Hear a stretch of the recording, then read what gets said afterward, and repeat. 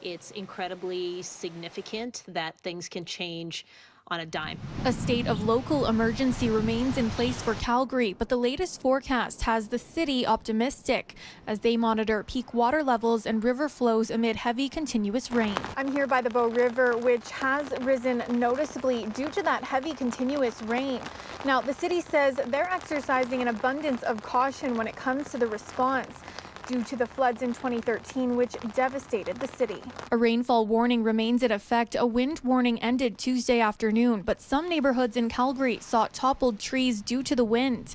NMAX says higher crew levels work to manage over 4,500 outages throughout Calgary. The city says as of their Tuesday afternoon update, about 100 millimeters of rain had fallen in Calgary and surrounding area, the peak expected Tuesday night.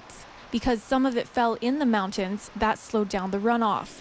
FRANCOIS BOUCHARD, director of water resources with the city, says according to updated forecasts, we're not expecting to see the rivers reach levels initially forecasted. In terms of the elbow, unless we have significant changes in the current conditions, we will be able to manage the incoming flows without any localized flooding downstream of the dam. Bouchard says the Bow River is also not expected to reach levels which would trigger evacuations. Sue Henry, chief of the Emergency Management Agency, says closures along Memorial Drive will continue until the berm is taken down, which will happen once the peak of the water event has passed, and says evacuations aren't likely. Based on the revised forecast, we do not have any evacuation orders in place, and we do not believe that we will need to issue any evacuation orders in the coming days. The city is also working to remove pooling water in some areas around the city.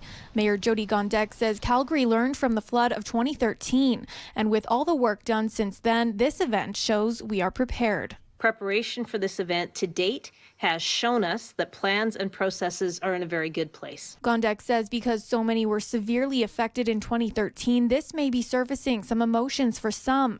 You can call 211 for support. And for more information on how the city is handling this situation, head to calgary.ca/flood. Calgary police also say they're moving vulnerable people away from the Bow River out of an abundance of caution. In Calgary, Taylor Braat, City News.